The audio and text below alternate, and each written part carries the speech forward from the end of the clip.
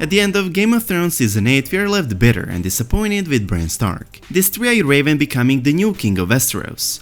And now we have a revelation coming from none other than the Game of Thrones showrunners David Benioff and D Weiss, that the books will end the same. Speaking in the audio commentary of the Season 8 Episode 6 that for some reason is the only commentary episode that did not air on the Game of Thrones official YouTube channel, a behind-the-scenes look at filming the finale, showrunners David Benioff and D Weiss dropped some huge news about the books. The showrunners confirmed Bran being named King of Westeros is author George R. R. Martin's planned ending for his A Song of Ice and Fire novels.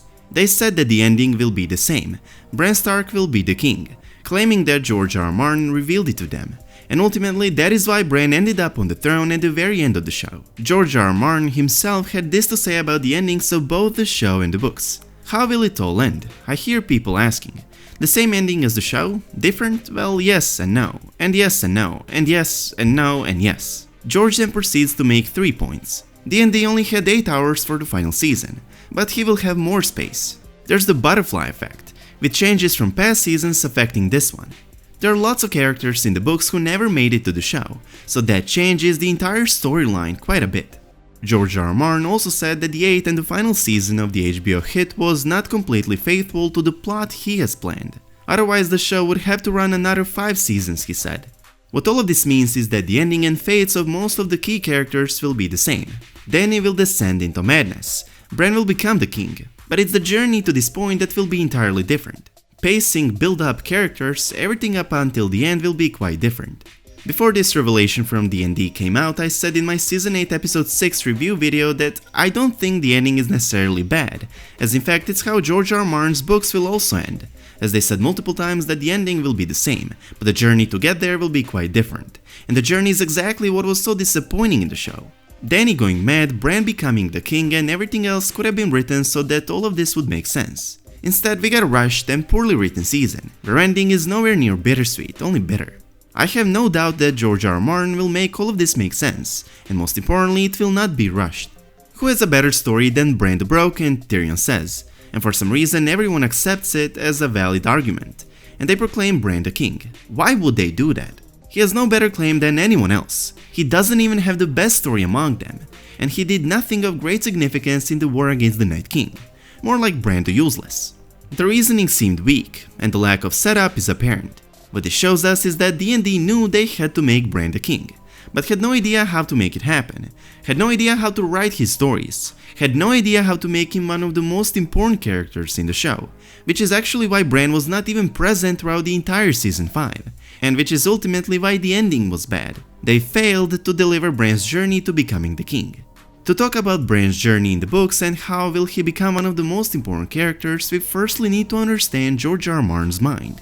Every important character and event Martin writes is based on the actual history, from real events to myths and legends. The entire A Song of Ice and Fire is inspired by the Wars of the Roses, a series of English civil wars for control of the throne. The houses and characters from those wars are what inspired most houses and characters in Game of Thrones. Most of the characters have their historical equivalent.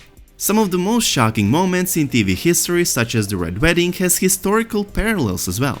Even some of the most epic battles are inspired by real historical battles, such as the Battle of Blackwater, which is based on the Second Arab Siege of Constantinople, where Greek fire was used to repel the invaders as it could remain lit on water, just like wildfire was used. So now that we know George R. R. Martin uses historical characters, events, myths and legends to inspire his own events and characters, we need to ask ourselves on who is Bran Stark based. Surely the most important Martin's character must be based on someone or something, as most other things are. Well, some fans might have guessed it right. Bran is most likely based on the Fisher King, also known as the Wounded King, because much like Bran, a known warrior wounded him, and he is unable to father next generation to carry on after his death, which is one of the main points Bran was chosen a king. To make things even more interesting, in Celtic mythology, the Fisher King is derived from the figure of Bran the Blessed, and the name Bran in Welsh is usually translated as crow or raven, which oddly matches with Bran, and he being the three-eyed raven. George R. R. Martin once said that a fan theory got the ending right, and few fans became confident that they now know which one it is. Bran as the Fisher King. It's a story in which the king is wounded and then blessed by divine power. The Fisher King is the last in a long bloodline charged with keeping the Holy Grail. Much like Bran is charged by the three-eyed raven from the very beginning, by appearing in his dreams as a raven to come to him, become him and keep the power of the three-eyed raven. On his way to Holy Land to find the Holy Grail, Fisher King was encountered by 3 knights. Bran Stark on his way to find the three-eyed raven is encountered by 3 threats as well.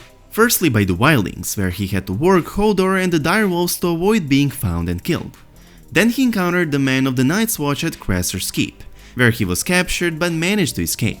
And finally, for the 3rd time, he was encountered by Weiss, in front of the three-eyed raven's cave, who were placed there for one purpose, and it's to prevent him from entering it and becoming the three-eyed raven. As I already said, the Fisher King has many similarities with Bran, from the characters itself to their fates and journey, and names and nicknames. Bran Stark was always supposed to be the king. He's the only type of monarch George R. R. Martin sees fit to rule, the kind where the king suffers on his journey and is almost dehumanized for the sake of his people.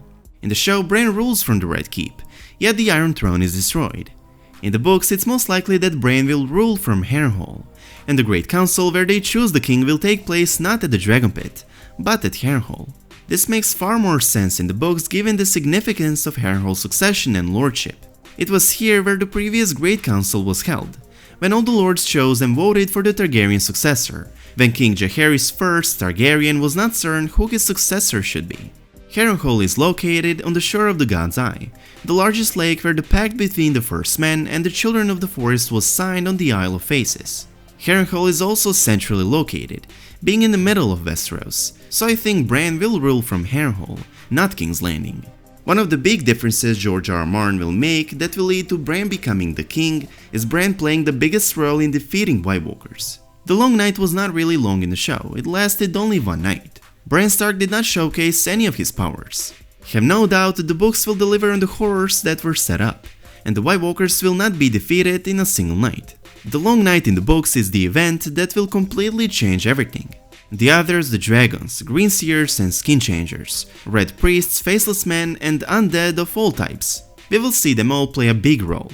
How will it lead to Bran the Broken? Well, Bran will play the biggest role in defeating the White Walkers, and I believe that will win him the throne.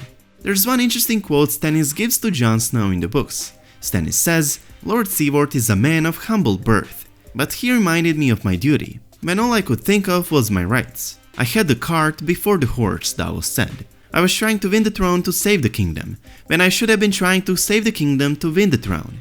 George R. R. Martin did set this logic of true king being the one who saves his people, and what better king than Bran who saves the realm from the Long Night? After the War for the Dawn, people will look at those who saved them as their new leaders. I believe Dany will descend into madness and die, but the books will do it much better than the show did. I believe Jon, who will be another hero of the Long Night, will be offered to be the king on the Great Council, on the grounds of him being not only a hero but the one with the best claim. But he will refuse, just like his great-great-uncle Aemon Targaryen did, and will go far north, removing himself from political court. The only and the most important hero left will be Bran the Broken, and he will be chosen a king after a long council. All in all, I believe the books will make Bran's journey to becoming the king satisfying, and more importantly, I believe there will be clues and hints pointing towards it, while the show gave us only a few that most of viewers probably did not even notice. One particular moment in the pilot seems significant in retrospect.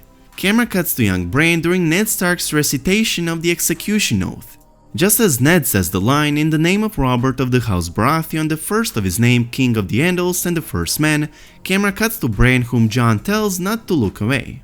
It seems they left it purposely unclear whether we should focus on Bran or Jon in that shot. That's the tactic the show often uses to subvert our expectations. For example, after Hardhome, it seemed that the Night King was after Jon, when in fact it was Bran that he really wanted. It seems significant that Bran is also the first person we see targeted by Jaime Lannister, the man infamously known as Kingslayer, trying to slay this king before he even becomes one. Tyrion approaches Bran in Season 8 Episode 4 at the victory celebration, following the Battle of Winterfell. He compliments Bran's wheelchair, saying it's even better than the saddle he designed back in Season 1. According to Bran, his chair is based on the one Daeron Targaryen built for his nephew 120 years ago. Bran is talking about Daeron II Targaryen, known as Daeron the Good. He made the wheelchair for his sister Daenerys Targaryen's crippled son. His familiarity with that history impresses Tyrion, who told Joffrey back in Season 4 that Daeron's story should be required reading for any future ruler. Quote, "The lives of the four kings, Grand Maester Kate's history of the reigns, of Daeron the young dragon, Baelor the blessed, Aegon the unworthy, and Daeron the good, a book every king should read." In conclusion, the Game of Thrones showrunners confirmed that George R. R. Martin's books will end the same, especially the Bran becoming the king part. However, this doesn't mean we will be left bitter and disappointed, just because the show failed to deliver satisfying journey towards this ending. Dany going mad, Bran becoming the king, and everything else could have been written so that all of this would make sense instead of being rushed, poorly written and bitter. I have no doubt that George R. R. Martin will make all of this make sense. Give Bran Stark a good story, a good journey, and make him useful, and make him the most important character in the Long Night. I believe we will get a satisfying and bittersweet ending in the books, and I really look forward to Bran Stark's story. Thank you guys so much for watching. I hope you enjoyed this video, and if you did, please give it a big thumbs up, and I hope to see you in the next one. Peace.